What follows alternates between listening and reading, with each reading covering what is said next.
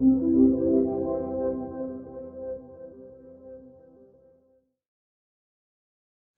this is Dr. Metwally from Advanced Joint Replacement Center. Today we're going to talk about some of the issues that people might face after a knee or hip replacement. One of the most important one is constipation.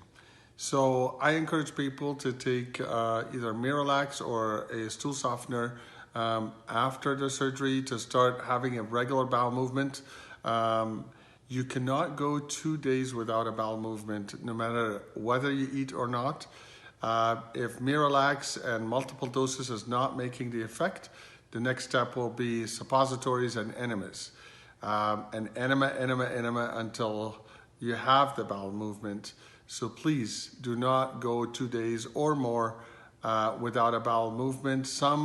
A complication that might arise from this is called a diverticulitis or diverticular rupture that could need surgery, that some people can end up with a colostomy.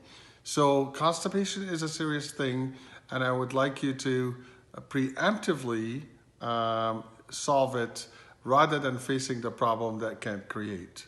Thank you very much.